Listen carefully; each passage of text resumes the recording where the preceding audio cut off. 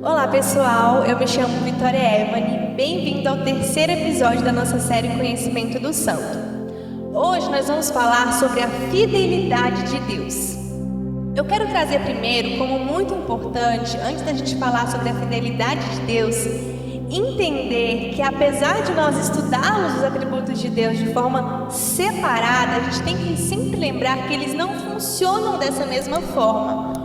Na verdade, eles estão sempre afirmando um ao outro. Eles são um só, não partes de um todo. Até o próprio Tozer, ele traz no seu livro O Conhecimento do Santo exatamente assim.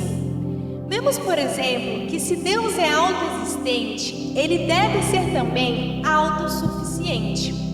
Igualmente, sua imutabilidade pressupõe fidelidade. Se ele é imutável, segue-se que não pode ser infiel, pois isso exigiria que ele mudasse. Então nós temos sempre que pensar que os atributos de Deus, apesar de muitas vezes nós não entendermos como eles funcionam, ligados um ao outro, isso está muito mais atrelado a uma incapacidade da nossa mente de entender do que o fato deles não funcionarem bem. Então, a imagem que muitas vezes nós temos de um Deus, ele confuso ou dividido entre a sua misericórdia, a sua justiça, ou a sua bondade e a sua santidade, é um erro muito fatal cometido por nós. Não reflete de verdade o caráter de Deus, não reflete de verdade a existência de Deus, porque Deus, ele jamais se contradiz, ele jamais deixa de ser quem ele é. Outro erro também muito perigoso que nós podemos acabar caindo nele é de dar maior ênfase a um atributo de Deus em detrimento de outro. Muitas vezes nós encontramos um exemplo muito clássico aqui da cultura brasileira que a gente ouve em todo lugar, é que Deus é amor. E isso não deixa de ser uma verdade. Deus é amor, é um dos atributos de Deus. Mas a gente não pode cair no erro de dar maior importância ao amor, por exemplo, e esquecer dos outros atributos de Deus, como se assim, enquanto Deus está amando, todos os outros atributos dele estão inativos. Não é assim que funciona. Todos os atributos de Deus, eles funcionam, eles trabalham ao mesmo tempo, têm igual importância, igual valor. Nenhum é maior que o outro. Então, Deus não ama mais do que é mais justo, ou a bondade dele é maior do que a sua santidade. Os dois são igualmente importantes. Então, quando a gente tem em mente isso, a gente deixa de cair em muitos erros que a gente acaba cometendo. E muitas vezes, por pensar dessa forma, a gente encontra muita teologia muito fraca, muita heresia dentro da igreja. Muitas vezes são nessas pequenas coisinhas, é um engano, é um falso aprendizado, um falso ensinamento, principalmente nessa área de dar maior ênfase a um do que a outro. Então eu quero dar ênfase muito importante nisso, de que todos os atributos de Deus são igualmente importantes e que eles não trabalham de forma separada, apesar da gente parar para estudar eles de forma assim segregada, a gente estuda um, depois o outro.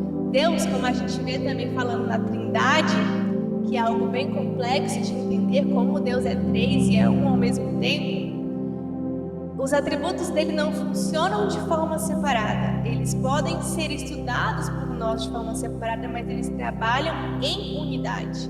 Eles são um só. Deus não é dividido em partes, ele é apenas um. Então, quando a gente tem esse entendimento, a gente entra na parte da fidelidade de Deus com outro pensamento, de uma outra forma. Porque se Deus, ele é imutável, como diz um dos atributos dele, logo a sua fidelidade nunca irá mudar. Deus nunca, em algum momento, ele vai parar e falar, não, cansei desse povo, não aguento mais essa humanidade que eu criei, vou deixar de cumprir a minha palavra para com eles. Ele não tem isso nele, ele é imutável, então tudo que ele é, permanece.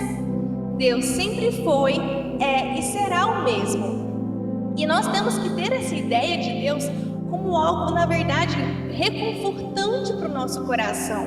Quando a gente vê na Bíblia exemplos de homens e mulheres de Deus que entregaram a sua vida a Deus, que fizeram grandes coisas pela obra de Deus, que negaram tantas coisas nesse mundo, a gente vê que eles tinham uma esperança, assim, uma certeza na palavra de Deus, assim, de uma forma inabalável, porque eles sabiam que a fidelidade de Deus era algo que não mudaria.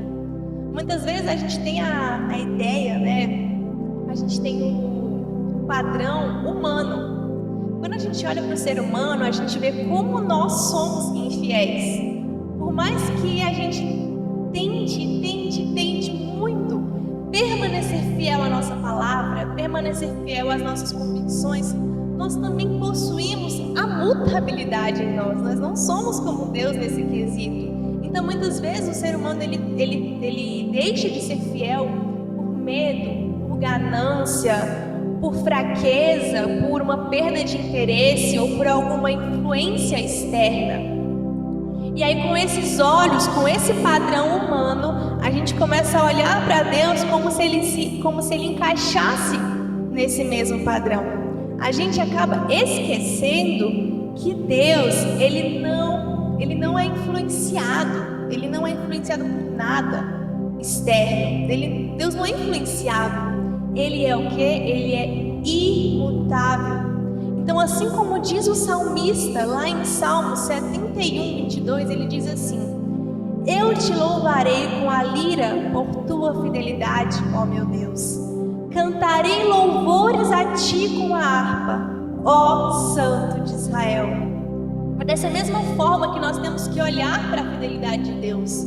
A fidelidade de Deus, ela tem que ser um descanso, ela tem que ser um refrigério para a nossa alma, entendendo que tudo que Ele diz, Ele cumpre, que não existe traição da parte de Deus. O próprio apóstolo Paulo, ele diz: se nós formos infiéis, nada muda em Deus, Ele continua sendo fiel. Que todos sejam mentirosos, mas que Deus seja o verdadeiro. E é nesse pensamento e é nessa linha que nós temos que seguir para com Deus, tendo essa alegria de que a fidelidade de Deus permanece para sempre.